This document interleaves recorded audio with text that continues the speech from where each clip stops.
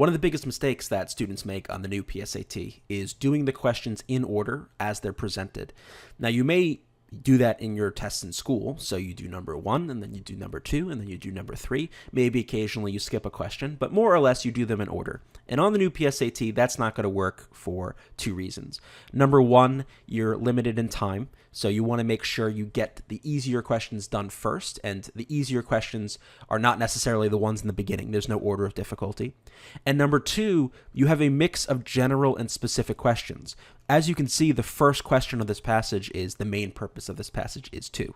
The second question, which we see here, is a specific question about a small selection of text, and it makes more sense to do the questions about a smaller selection of text rather than doing number 1. What's the point of doing number 1, which is about the whole passage, where you have to read the entire thing and figure out what's going on in the entire thing, versus doing this one first, where you just have to read the first 2 paragraphs and figure out what's going on in those 2 paragraphs. It makes a lot more sense to do this question first. So we're going to skip 1. We will come back to it at the end, and we're going to do 2. So the general rule for the PSAT reading is do the specific questions first, leave the general questions until the end. So if you have to if you have to wait until number 4 to find your first specific question, then so be it. And then as you read the passage, you're going to do those specific questions. By the time you finish the specific questions, you'll have read the entire passage, and then you can move on to the general. Very similar strategy that we had for the old SAT. It applies here as well. So let's do this number 2. Which choice best summarizes the first 2 paragraphs of the passage, lines 1 to 14? Let's go ahead and read these and see what's going to summarize what's going on here.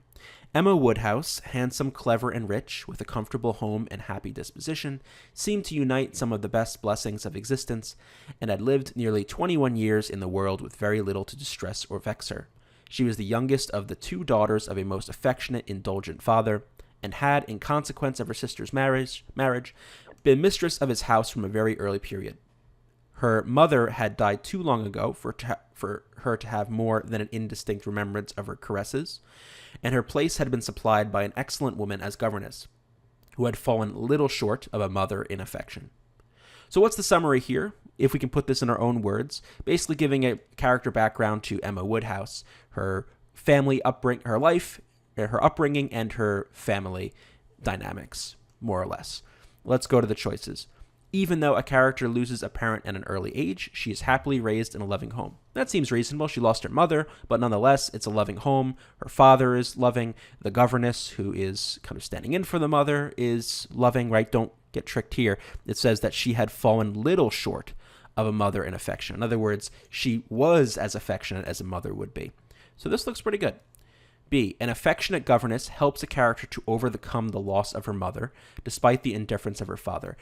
In order for B to be correct, this language, overcome the loss of her mother, or that the governess helps her to overcome the loss of her mother, would have to be supported by the text, and it's really not. It doesn't say anywhere that, specifically the governess helped Emma Woodhouse recover the loss of her mother. Also, it doesn't mention the indifference of her father, just the opposite. It says that he is affectionate and indulgent, so we can get rid of B.